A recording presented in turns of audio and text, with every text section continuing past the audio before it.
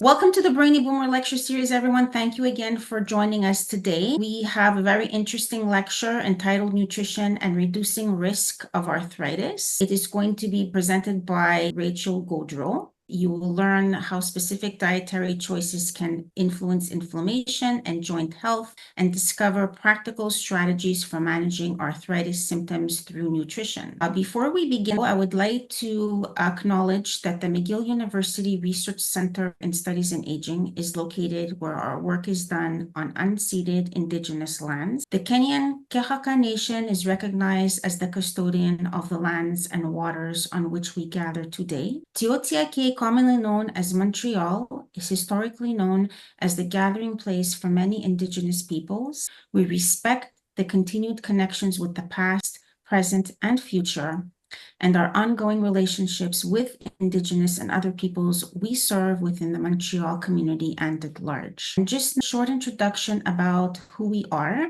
In 2007, the McGill University Research Center for Studies in Aging Education Committee started the Brainy Boomers Lecture Series to suggest practical steps to both improve and maintain brain health, as well as to promote healthy lifestyle choices. The MCSA Education Committee was founded in 1996 and has three objectives. One, identifying education needs of healthcare providers, seniors, caregivers, the public, and developing responses to meet these needs. Second, enhancing the positive image of the aging process by addressing stereotypes, myths, and paradigms about aging. And third, to disseminate research on successful aging. Before we also continue, we'd like to remind you to please mute your microphones. And if you have any questions, you can write them in the chat box for dietetic student as well as Sanchita at the end of the lecture. And so without further ado, I would like to introduce Rachel Gaudreau. And if Oriana and Mary would like to have some words before we begin the lecture, please go ahead. Okay, so hi everyone. As mentioned, I'm Rachel. I'm a fourth-year dietetic student at McGill. I'm going to be presenting a presentation about balanced eating and arthritis. With me, I was supervised by Oriana Bellissimo and Mary Hendrickson, who are both registered dietitian.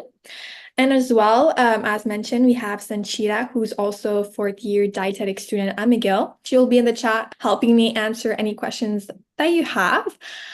Just before starting, this presentation is going to be interactive, so I'm going to ask you guys questions. You can answer in the chat or just do a little reaction. I don't know if you guys know on the bottom of your screen there. So if you have any questions, send them in the chat. We'll answer them the best that we can.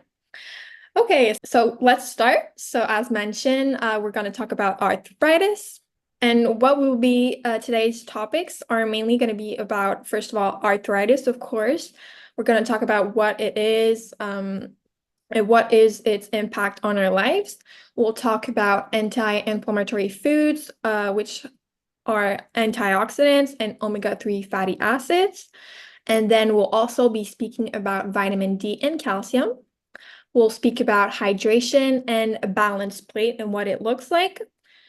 And we'll also talk a bit about physical activity for healthy aging while managing arthritis. And lastly, we'll talk about tips for daily living with arthritis, especially in the kitchen.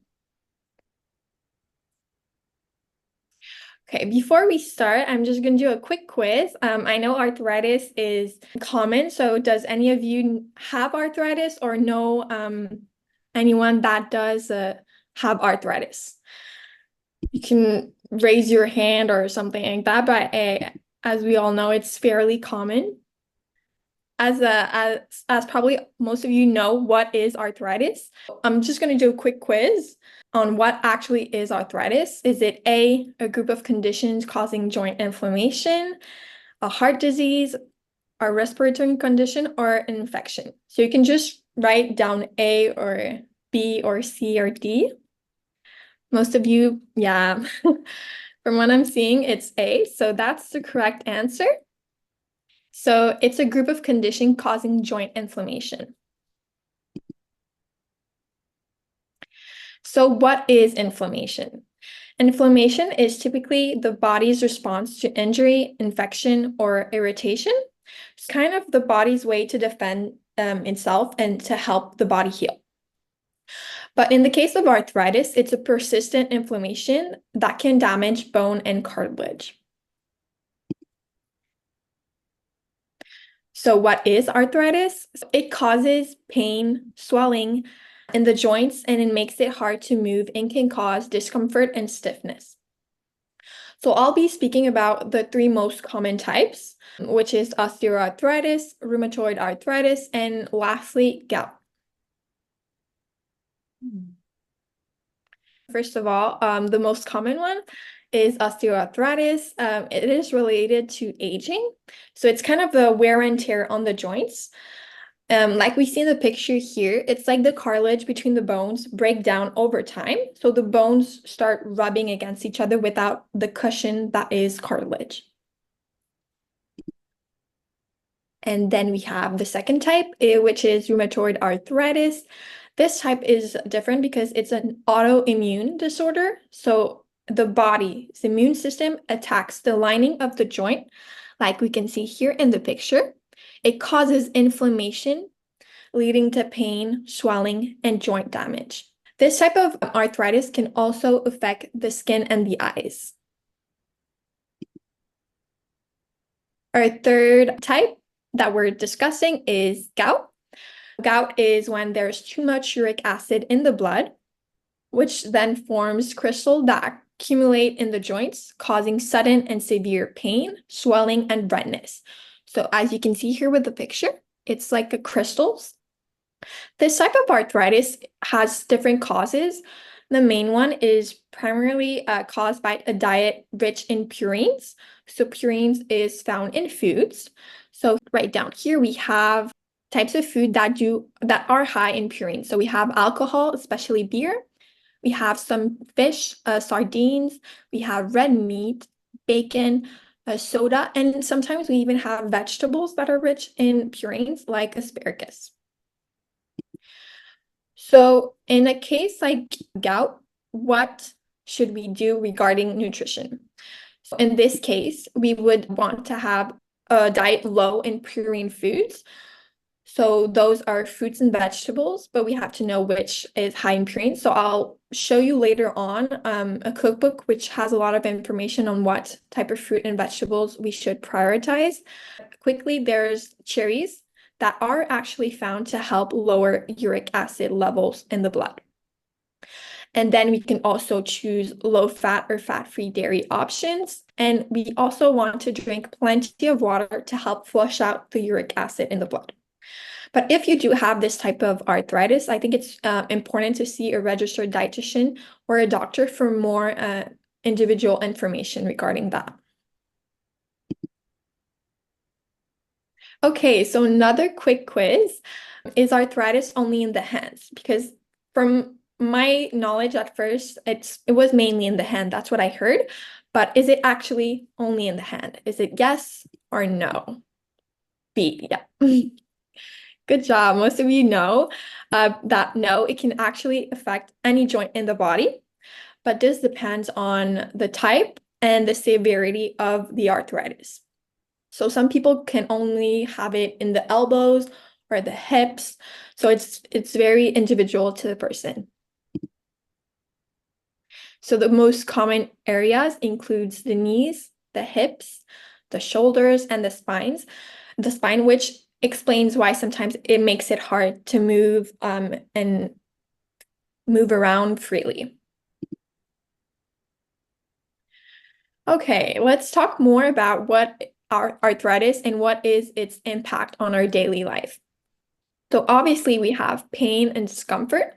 For example, if you lift your groceries or you do any sudden movement.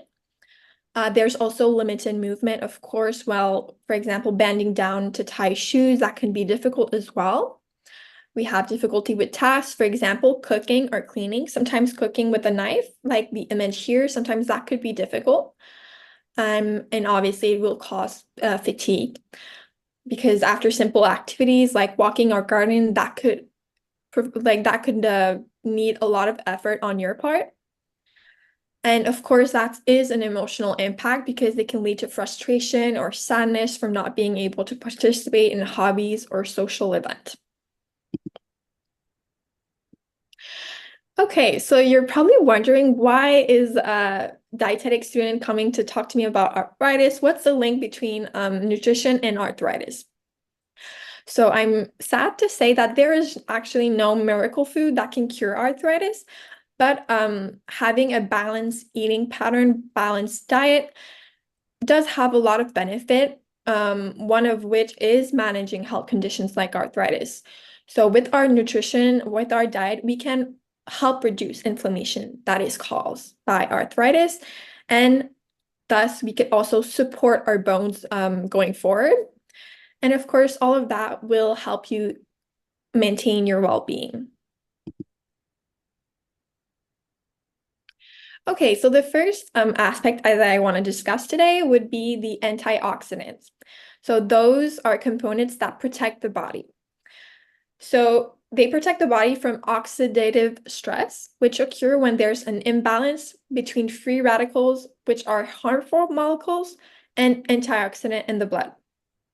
So put it simply, it's just free radicals can damage our cells, our proteins, our DNA, which contribute to inflammation in various diseases.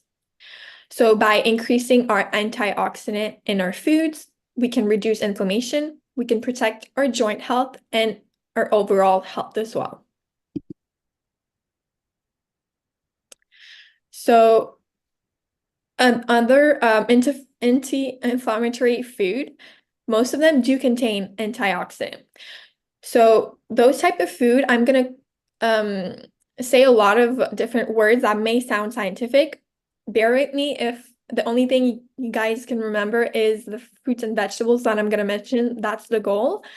But yeah, bear with me. So the first one is polyphenols.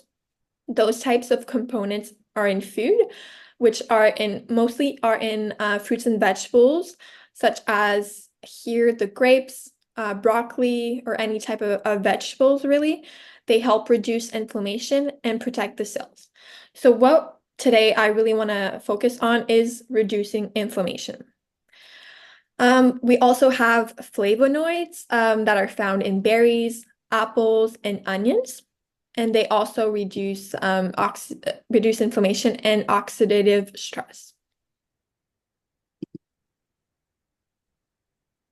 So keep on going with that anti-inflammatory food component. So we also have vitamin C that we want to have in our diet. And as most people know, those type of vitamin C are found in citrus fruit. So we have grapefruit, oranges, lemon, lime. We have also and peppers that are found rich in vitamin C. We have strawberries as well. And then we also have vitamin E. So vitamin E is found in nuts and seed, like we have down here. They are also found in leafy greens. So kale, cabbage, lettuce, all of that stuff, spinach, all of that. And then what I do, because I love cooking with these types of ingredients, those are rich in antioxidant. I like to cook with ginger, turmeric, and cinnamon. So all of these three are also rich in components that reduce inflammation. So that's a good way to cook with the ingredients in order to reduce inflammation. So yeah, most of people like to cook with these ingredients. So from what we just saw, the main thing I want to remind yourself or to keep from this presentation is to eat the rainbow. So as I mentioned, there's a lot of fruits and vegetables that contain components that reduce inflammation. So what we want to do is to have a goal of 2 or more colors on our plate. So that's a way to have an arthritis-friendly diet. It's having color in our plate. So if you can leave today with a goal, that would be it. I think that's a great way to eat. So I'm going to show you guys a quick recipe video that is a link to what we just talked about. So antioxidants, anti-inflammatory foods. So this recipe, I'll put it in the chat later on so you can have the full recipe and steps. I can do it now, I think. Yeah. So I'll send the 2 recipes in the chat so you guys can have them and maybe try it on your own back home. So I'm just going to share with you so we can watch together. Okay.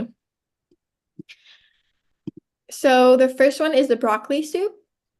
So this soup is great for fall. I typically make it for fall. So here we have the ingredients that are going to be needed.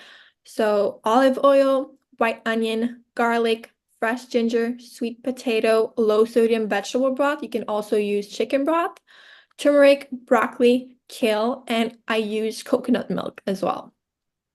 So our first step that we're going to do is cut the white onion. And then we're going to add it to a pot and add our aromatics. So garlic, fresh ginger, and we're going to let it heat up. And then we're going to cut the sweet potato.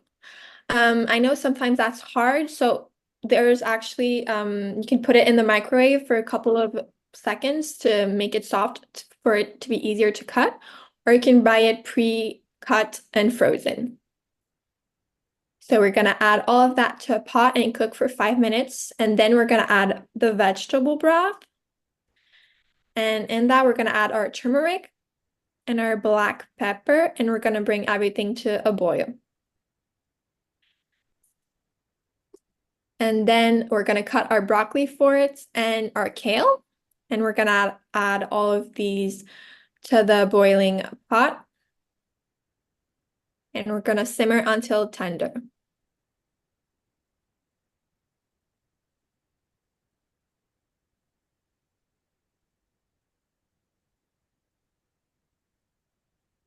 And then we're going to puree the soup. Just be careful, maybe letting it cool down a bit before you do that, just in case, because it's very hot. If you put it in a big blender, just let it cool down so you won't get burned. And now I added coconut milk, but you can add cream or any type of other dairy. So then that's pretty much it. Honestly, it's a very simple recipe to make. There's a lot of swaps for the recipe that you can make that can make it even better or just as good.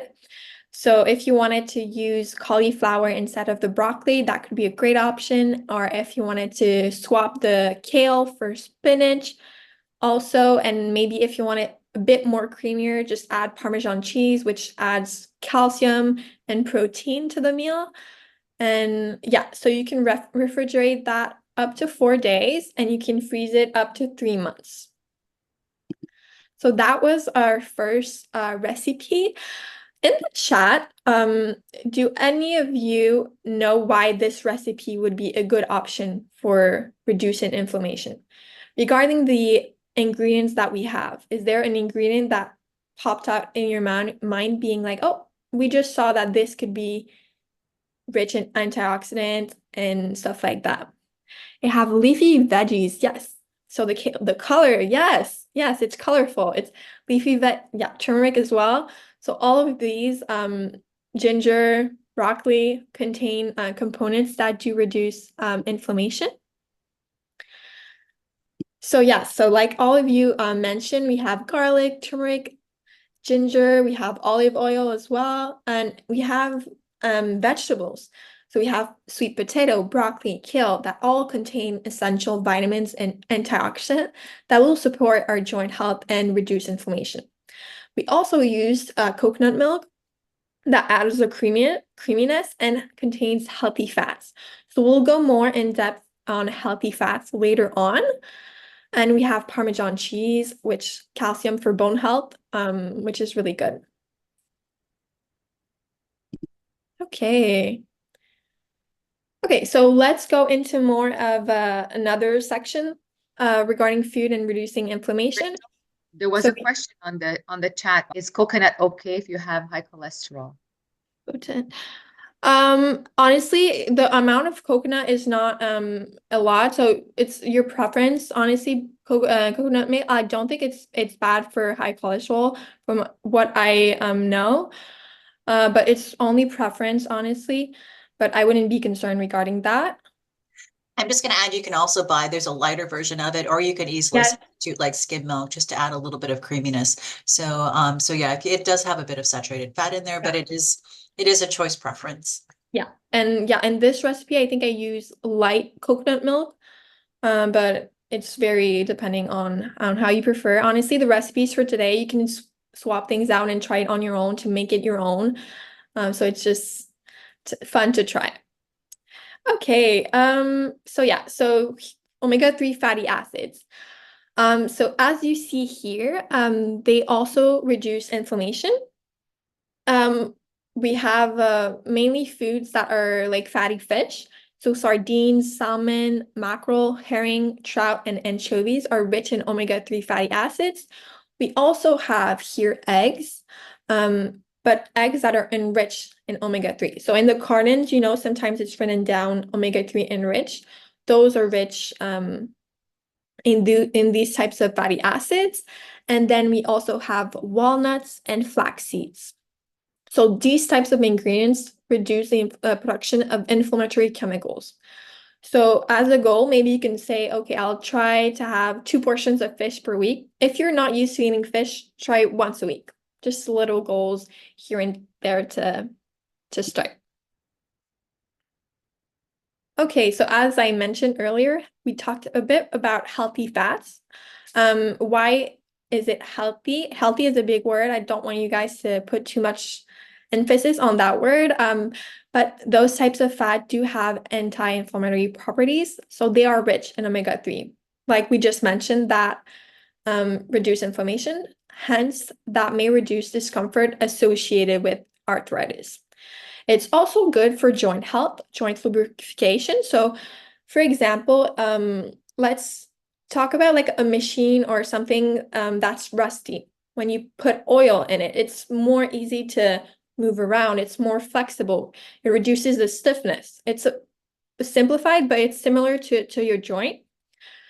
And also, healthy fats are obviously good for your overall health benefits because it's good for your heart and your brain function as well.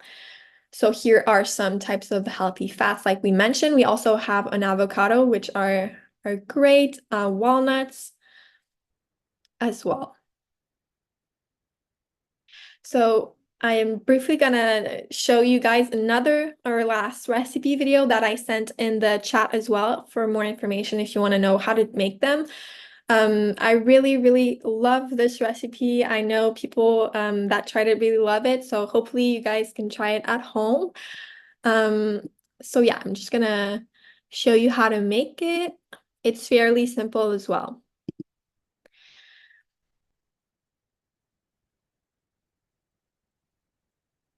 So here are the ingredients. We have avocado, banana, maple syrup, vanilla, eggs, flour, cocoa powder, chocolate chips, baking soda, and hazelnuts. But I tried it once with walnuts. It was delicious.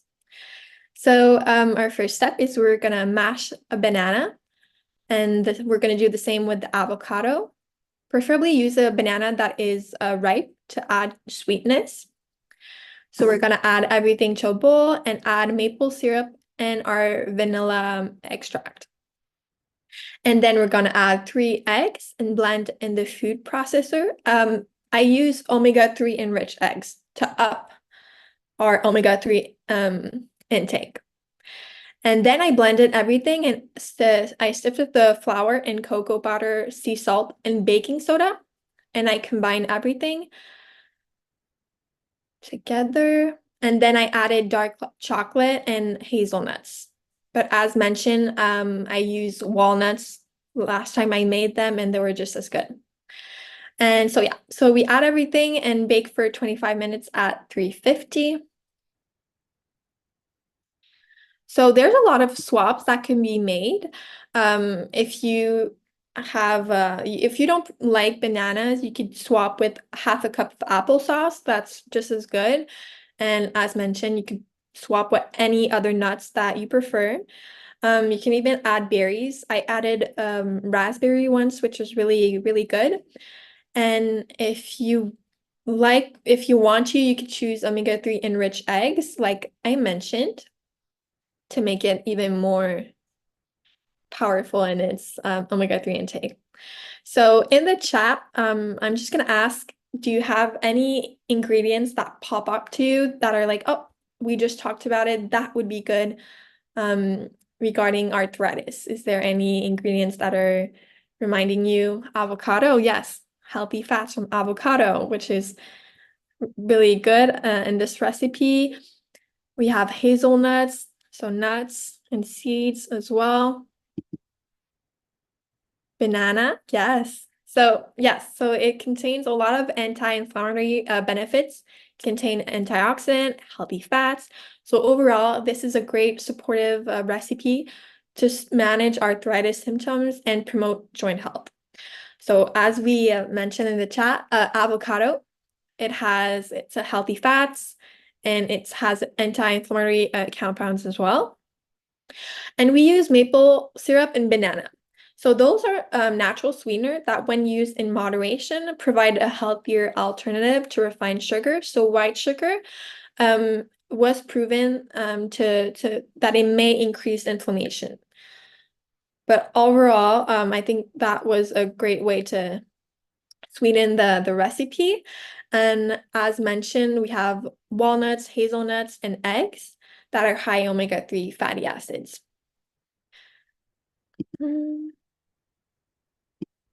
Okay, so we're switching a bit our subjects. So here we're going to talk about vitamin D and calcium. So those two are typically what we talk about when we talk about our bones because they're known to protect our bones. So their specific effects can vary depending on the type of arthritis. So I'm just going to go on overall, what do they bring to us? So first of all, we have calcium. Which is found in ingredients here. So dairy, of course, cheese, all of that. So yeah, so they do help with bone health. So they're essential for maintaining our strong bones as we age. In conditions like osteoarthritis, so the wear and tear, the one related to aging, and rheumatoid arthritis. So those types are closely linked to overall bone density. And this component, calcium, is also good for preventing osteoporosis. So people with arthritis are somewhat at a higher risk of developing this type of osteoporosis. So adequate calcium intake is vital for preventing bone loss, so keeping our bones strong. And then we have vitamin D. So you can see here, vitamin D is linked with little drying with the sun. So typically our body can make vitamin D on its own when we're in the sun, but we want to make sure that we do have the amount adequate for our protecting ourselves. So vitamin D can also be found in foods. There's a lot of, dairy is enriched in vitamin D. So yeah, this helps the body absorb calcium effectively. So this is crucial for us, and it has anti-inflammatory effect as well. It's good for immune regulation as well. So that's a little overview of vitamin D and calcium.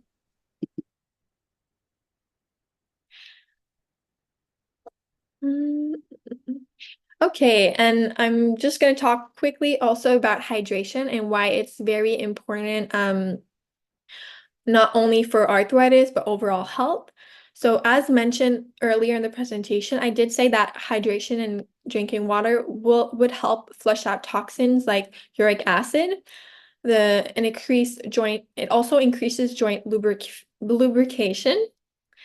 So as you can see here on the screen, the joints are typically cushioned, they are cushions and nourished by the synovial fluid on the image that is created by water. So that fluid reduces friction between our joints. So when you are dehydrated, you have a decrease in synovial fluid. Therefore, you can feel an increase in joint pain. So also cartilage, so the cushion between our joints, as mentioned earlier, it contains 65 to 80% of water. So it's important to drink enough water to keep it in a healthy state. Okay, so I know hydration, sometimes myself, I do that. I forget sometimes to drink water and I don't look out for the signs of dehydration. And as we age, our body actually, our signals for dehydration are lessened. So we are less aware of sometimes we do need to drink. So I just want to briefly mention signs of dehydration. But those can also be caused by different factors like medication, stuff like that. But I think it's important to mention. Some signs are confusion, tiredness, lightheadedness, dark yellow urine, and also strong smelling urine. Also urinating fewer than 4 times a day. When our mouth is dry, our lips, our eyes, our skin. Also, it would be a low blood pressure could be also a sign, and disorientation. But as mentioned, that can be caused by many factors, but those are signs of dehydration. Okay, and what should I drink? What should you drink to keep hydrated? I know some people don't like water, don't prefer water, so I gave you guys other options that I think are great as well. So we have herbal teas, so we have chamomile and peppermint. We have milk, which is great because it also contains calcium. It also has protein as well. And we have soups that are also a way to keep hydrating. And then we have a great way, in my opinion, to drink more water is infused water. So I add slices of fruits and vegetables to my water. So I typically add cucumbers or grapefruit or anything like that to make it more enjoyable. So here's some tips to stay hydrated. For my part, I do carry a reusable water bottle. So I don't know if any of you guys do carry one. I don't know if you want to raise your hand and stuff like that. If you recognize some of the things that you do regarding the tips. I have also a good way is always good. Good. It's always good to have a water bottle with you. Also, one thing that you could do is have a full glass of water when you take a pill. Sometimes you just take a pill and take a sip. Take the advantage of it and take the full glass. Also, we could take sips of water between bites of our meals or have a glass at each meal. We could keep a glass of water next to our bed to remind ourselves, but just make sure you change the water on a daily basis. One thing that I find really nice, I don't know if any of you guys do, write in the chat if you do that. I set a daily or a weekly tea appointment with a friend. So I go with my friend and we just talk, so which is a great social aspect as well. So I would really recommend that. I think that's a great way to keep social life as well. Okay, so in the chat or raising your hand, have any of you seen this picture before? Is it familiar to you, or is it the first time you actually saw this? Yes, yeah. Okay, so yeah, so a lot of people have seen this. It's familiar, yeah. So I'm briefly gonna go over it. It's basically what a balanced plate is according to Canada's food guide. So this type of plate is arthritis friendly regarding the diet, because as we see here, half of the plate contains fruits and vegetables. So as we've seen before, fruits and vegetables are rich in antioxidant. They're rich in anti-inflammatory components. And then we have our protein foods here. So we have foods like salmon, eggs, or dairy that contains calcium, omega-3, which is great as well. And then we have our whole grains here, which add fiber and are good for our digestion or our health as well. So that's a quick overview.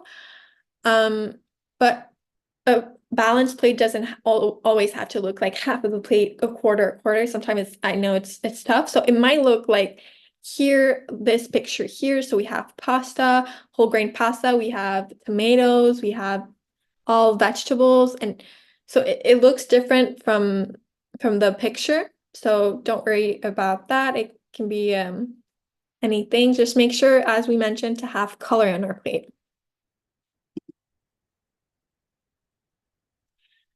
And okay, and is there foods that we should avoid?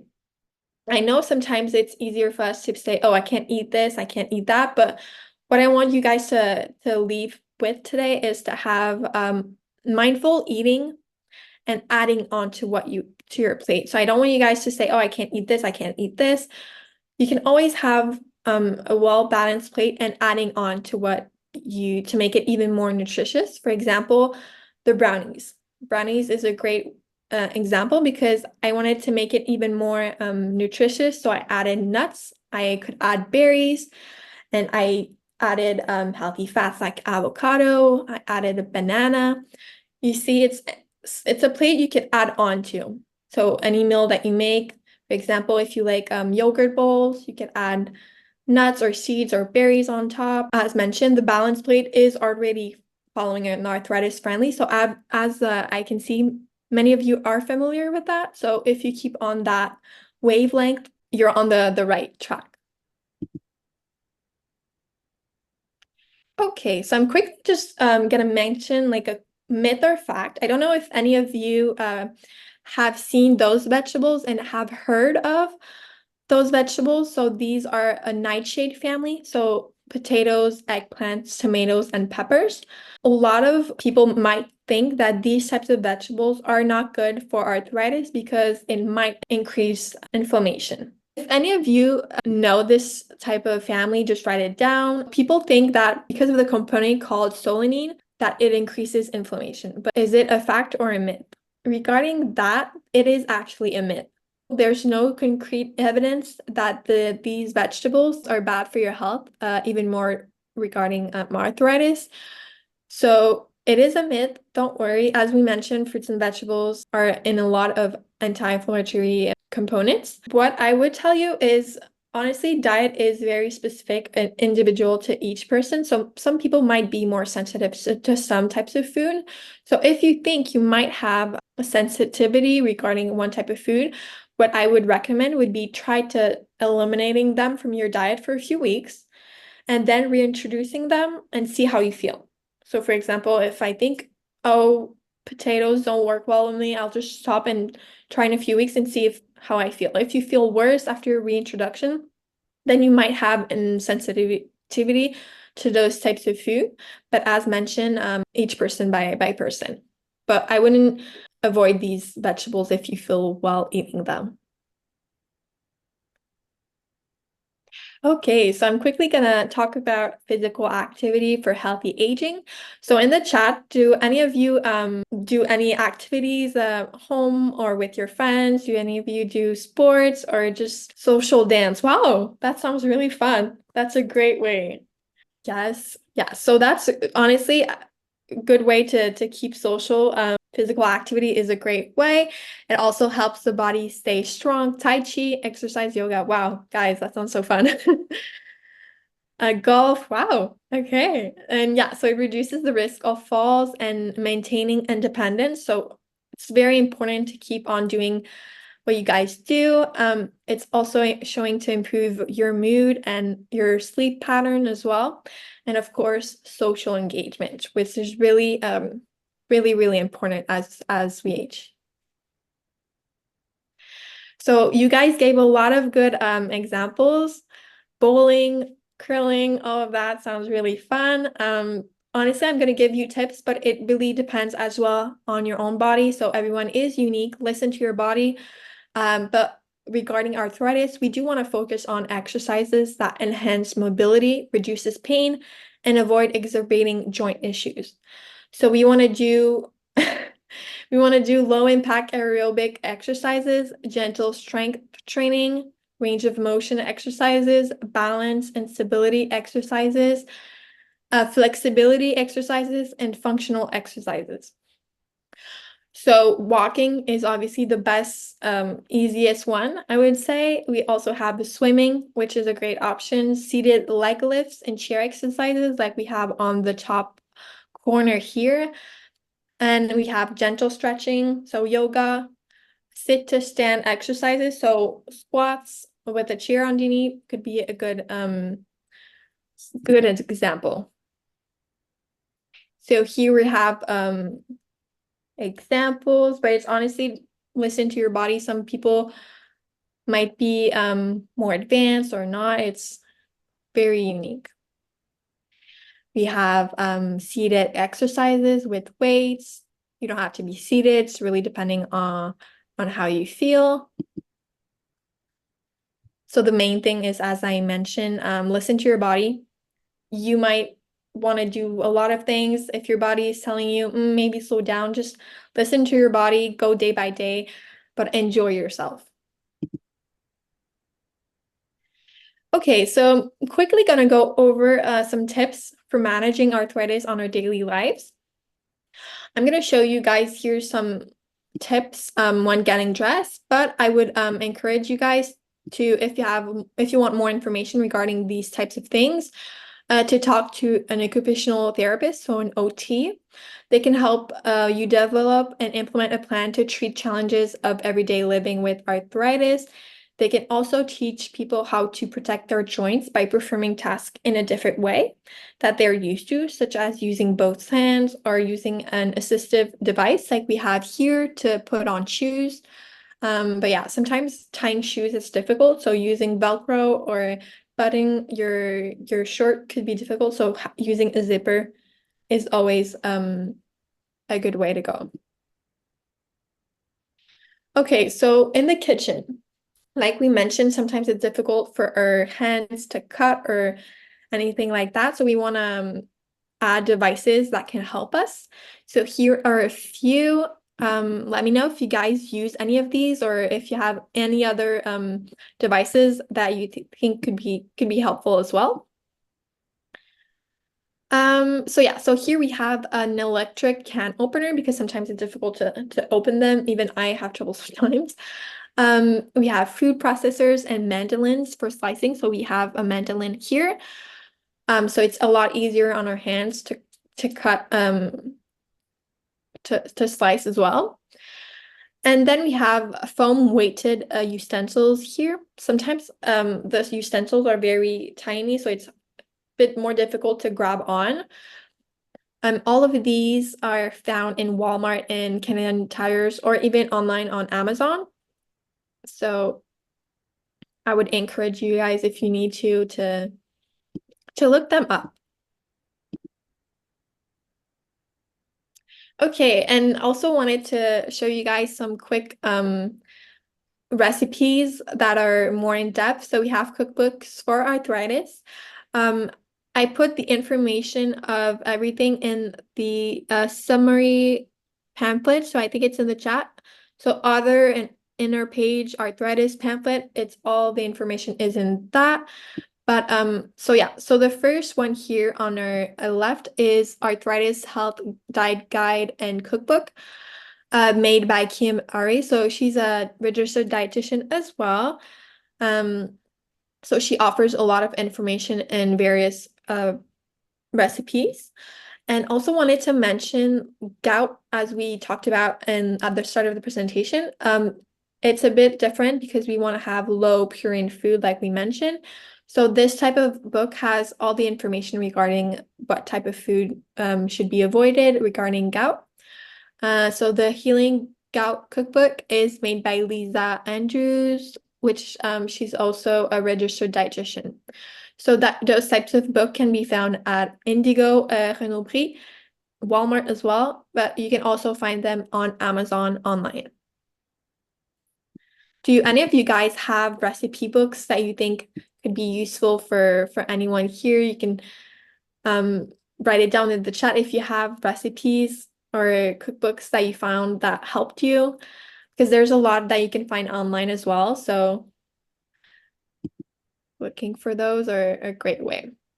Okay.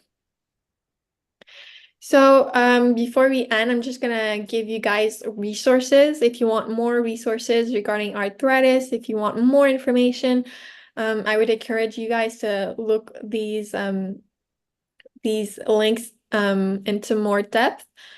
So the first one is Arthritis Society Canada. So I put the link down here. So this organization supports and provides education. So it's a great way to help you navigate through arthritis. And then we have the McGill University Research Center for Studies in Aging that do a lot of workshops like today. So they provide a lot of education as well, and they do a lot of research. And then we have the Arthritis South Shore, which is a community organization from Montreal that they have a mission of informing, supporting, and helping individuals and their family to live better with arthritis. So I put the information down here and the phone number and everything if you want to learn more about them. And then we have the Quebec Association for Chronic Pain. They have a mission to improve the condition of people suffering from chronic pain in Quebec. So it's not only for arthritis, it can be with any type of chronic pain as well. And it's also good because they want to help reduce isolation of people living with these types of pain. So they have a lot of support programs. So I put the information down here as well. And then we have the Italian Canadian Community Services of Quebec. So they offer a lot of great programs, great referral to existing resources and support to caregivers, because it's not only hard for the people living with arthritis, but it can be difficult for anyone helping as well. And they offer a lot of conferences and promotion of programs on health-related subjects and social issues as well. So I am praising them as well. If you have any questions, I know a lot were answered in the chat. If I can't answer any questions, I'm here. If you want to share anything, you guys, between each other, because I know sometimes people do have a lot of good advice living with it, so feel free. Oh, thank you.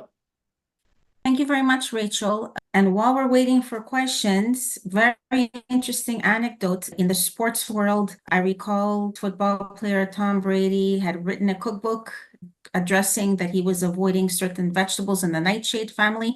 I wanted to thank you guys for coming and listening today.